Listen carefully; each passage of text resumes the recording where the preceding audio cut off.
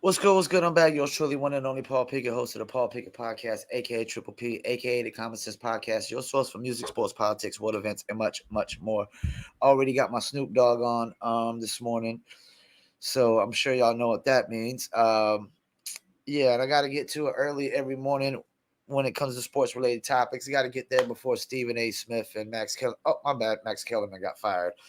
We got to get there before Stephen A. Smith and Skip Bayless and everybody else. I don't even know if Skip Bayless actually found a replacement yet.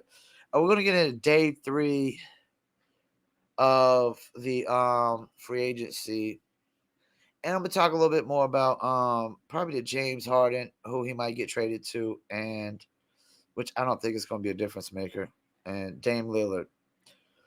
So day three, we had Eric Gordon signed with the Suns. I like that. I like Eric Gordon with the Suns. Bradley Beal goes to the bench, you bring in Eric Gordon. Devin Booker goes to the bench, you can bring in Eric Gordon. He can back up both of those guys. He can also facilitate, bring the ball up, play some point. Good shooter. I like Eric Gordon for to the Suns. Eric Gordon almost at one point, people thought his career was going to be over, and he's come out to have a pretty good career for a guy that comes off the bench. Jordan Clarkson resigns or finalized extension for 3 years, 55 million. Um, I almost thought Jordan Clarkson would have went out there tested the market. He's a prime scorer, but I guess at this point he just wants to, you know, stay where he's happy and get the money. Bridges to sign qualifying offer. Charlotte Hornets forward Miles Bridges is prepared to sign Charlotte's 1 year qualifying offer for 2023-24. He probably didn't have a lot of offers out on the table anyways. One sec, I gotta drink some Kool-Aid. He probably didn't have a lot of offers out there, I'm thinking. Um, if I'm Charlotte, well, I didn't really know if I really didn't really want him back, But you got to give him 1 year. You got to prove him. You got to. That's the thing. When dudes do off court things, they get in trouble off the court. You still got to prove yourself once again, all over on the court.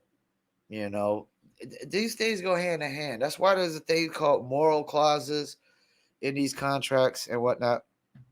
Lonnie Walker agrees to 1 year deal with Brooklyn. Figured he wouldn't resign with the Lakers because the Lakers signed all those people that they pretty much signed yesterday and the day before. Corey Joseph agrees to a 1 year deal with Golden State. So I guess he's going to be the backup to the backup. I'm a little confused. Or I guess you would need Corey Joseph just in case Chris Paul gets hurt. Insurance for if Chris Paul gets hurt. And that sun's starting to go come out. It's going to start beaming in my face. I like this one right here. Justin Holiday, 1 year deal with the Denver Nuggets. They had to replace Bruce Brown. I think Justin Holiday, he's not probably as good as Bruce Brown, but he could pretty much do a lot of the same things Bruce Brown could do. Plays defense hard. Um, I like it. I like it because they still got Christian Braun, who I think will go into that spot. Former Charlotte Hornet Cody Zeller agrees to a 1 year deal with the Pelicans, who actually stole the Hornets and they became the Pelicans. New Orleans sold the Hornets and then they changed to the Pelicans, which is the worst name. I don't know why they didn't keep the Hornets. Because soon as Jordan saw the opportunity to get the Hornets back in Charlotte, that's the thing. People can sit there and poo poo his ownership, totally, but he brought the Hornets back to Charlotte. That should be enough. The fact that he brought them back, as soon as he saw the opportunity to bring them back, Jordan's like, oh, gotta bring them back. And the last one is Patty Mills reportedly headed to Oklahoma City from the Brooklyn Nets. Um, it's good for OKC. Nice little veteran to have to back up Josh Giddey. Um, you know, they were looking at. I was watching Bobby Marks yesterday. They were talking about you know Damian Lillard, and they were saying that more likely that the Heat won't be able to do a straight up trade with Portland. They're gonna have to probably bring another team in and move Tyler Hero. And I think that one's gonna could get complicated. I mean, like, who right now could use Tyler Hero or could give up some pieces that see this is the thing. It's not that Tyler Hero's not young enough to fit with Portland. His contract doesn't fit with Portland and their timeline. They're basically about to you talking about rebuild. They're about to go to all rookie contracts pretty much. Shaden Sharp, Scoot Henderson. And that's the thing. They already got Anthony Simons, so it's gonna be complicated. But and this is the thing. Somebody was saying like Big Perk, or excuse me, Big Jerk got mad because Bobby Marks was being straight up honest about how business goes in the NBA. Was saying that Dame Lillard, if when they sat down and had that meeting, he should have just asked out then, and he should have, because he knew he wanted out. He knew Jeremy Grant wasn't going to push the needle, and he should have asked out before they signed Jeremy Grant, so they could possibly decide if they don't want to sign Jeremy Grant, because they're signing Jeremy Grant because Dame wants veterans. So I'm with Bobby Marks on that. At this point now, the way Dame Lillard, like the fact that he didn't ask for a trade when they sat down, and now a week later he does, you're not obligated to have to send him to Miami so he can kick his feet up in the sand.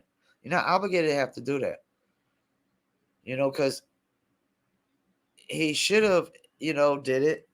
The professional thing would have did it, and the decent thing to do would have been when you had that sit down to just come out and say, hey, you want to be traded, man. Like,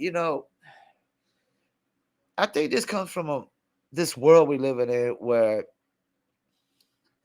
people act like they can't say what they feel because they don't want to offend people. They want to, they're too concerned with hurting people's feelings, and they're too concerned with appeasing the people's feelings. We're getting to this dishonest state in society where people are willing to lie just so you appease somebody's feelings, just so they can feel happy about themselves. You know, and Dame Lillard is kind of from that generation. Like, if you want to be traded, just say you want to be traded, man. This idea that I don't want to be the bad guy. Nobody would have thought you was the bad guy if you would have sat down at that meeting and said, hey, I want to be traded. You know why? Because I heard countless people on sports debate shows say, hey, Scoot Henderson and Dame Lillard cannot coexist. It cannot coexist. Everybody heard that. Everybody knows that. Anybody with common sense and common knowledge in basketball knows that. It's not going to, they can't coexist. It's not going to work. It's time for Dame to move on. But he want to try to be, I don't want to be the bad guy. But now you kind of look somewhat like the bad guy because you should have just told him before when you sat down. And that's why Bobby Marks said that. Now they're not obligated to have to, send him wherever he wants to go. Now they're just obligated to get the best package because you could have told them that before they signed other players. That's the whole point. We're signing this veteran because you want a veteran. You want veterans. We just sat down a week ago and you're like, hey, you're gonna see what this is. We signed one player and you're like, up, gotta go. You knew what it was before. You knew they wasn't gonna get these top dudes on the market. You knew it wasn't gonna happen. You knew none of these top free agents would want to come to Portland. Stop it. I mean, they got Jeremy Grant in the trade. And just basically, that's the thing. The way these deals are set up, once you leave a team in free agency for the first time, you can't make as much money. The amount of money that you can make just goes down. Unless you're traded. Jeremy Grant was traded. You know what I'm saying? So under that contract still applies when he gets traded. And he could get so much with that team. But if he leaves that team for free agency, you can only get so much. How much you could get goes down. No matter how much a team wants to offer you, they can only offer you so much. Because these collective bargain agreements are set up that way. They're incentivized to try to make people to keep superstars in small markets. That's why they're incentivized to keep superstars in small markets or keep teams in the market of the team that drafted him. You know, and for a while in sports, I don't think you could even go to other teams but the team that drafted you. You know, James Harden. James Harden opted ask out, and apparently they had a uh, wink wink deal, as they call it, where he was going to take less money so they could bring in PJ Tucker and Daniel House Jr. And then they would give him more money on the back end. Well, that was until you quit on the fucking team, man. You fucking jackass. Like, you got to be the biggest fucking hypocrite on the planet to now expect them to open up the floodgates when you quit on the fucking team. The whole world saw it. Everybody that was watching saw it, man. I mean, you were literally in the Celtics series. You had two amazing games, but every other game was the complete exact opposite of amazing. It wasn't even like middle ground. It was just like you were completely amazing or complete shit. Complete shit. And you were more complete shit than you were completely amazing. James Harden is not a winner. Not a winner chicken dinner. He does it, this is I don't trust a guy who doesn't play hard on both ends. I can't call a guy great that doesn't play hard on both ends. I could call you a great offensive player. James Harden is a great offensive player, but do I think he's a great player? No, I don't. No, I don't. Yeah, he went to Houston. Yeah, he changed the franchise around. He got them to the playoffs every year. But that's it. That's it. I mean, LeBron, look at what LeBron James did for the Cavs. Not only did he just get them to the playoffs every year with a bunch of scrubs, he got them to the finals. And yeah, they got swept. Of course, they should have got swept by the Spurs. It was LeBron and Boobie Gibson. Like, what are we talking about here? James Harden is just a great offensive player. If you don't play great on both ends of the floor, I can't say you're a great player. Jimmy Butler is a great player.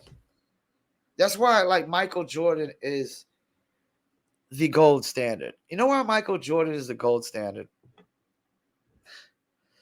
As much as I love Magic and Bird, I love Magic and Bird. The NBA would not be what it is today without Magic Bird. No Magic Bird, no NBA.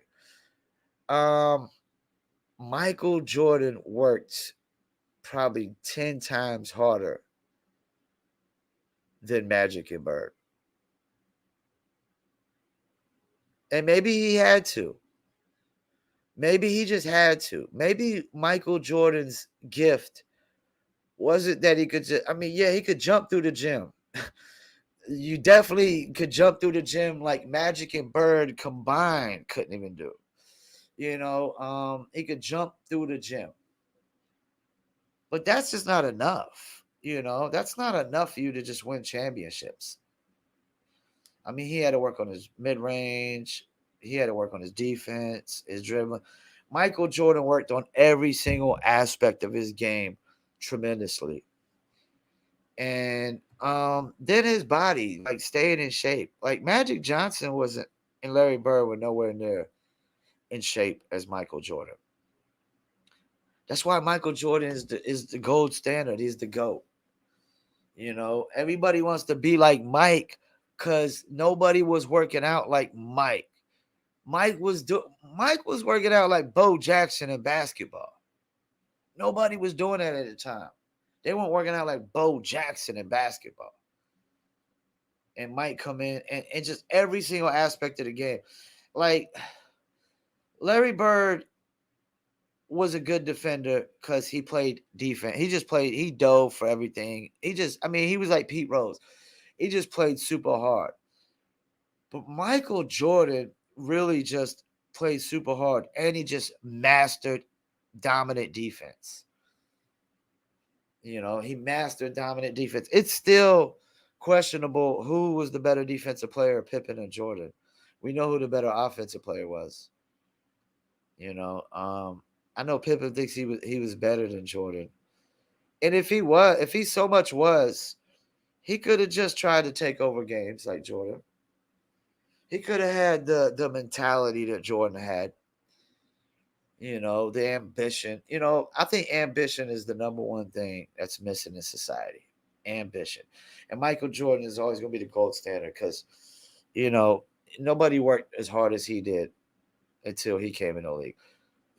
Pippen was only working hard as he was because he was on Mike's team. I would argue if Pippen was on some other team, he might not even work as hard as he did. When you're on Mike's team, you had to work hard. You had to work hard. Back then, man, there was a lot of Mikes dominating. Michael Jackson, Michael Jordan, and Mike Tyson. There was a lot of Michaels dominating. Everybody want to be like Mike. Mike Jordan, and Mike Tyson. It's crazy. Yeah, James Harden. Go get your money. Go lose some more games. Never win a championship. You're gonna go far down on that list of players who never won a championship because I'm not gonna put you over no Patrick Ewings and Charles Barkley's and John Stockton's and Karl Malone's and none of those cats. Can't do it. Can I do it? I'm not gonna be able to do it. Not gonna be able to do it. Double X Posse, man. Not gonna be able to do it. Once again, thank you for tuning in, Paul Pickett Podcast, and I'm out.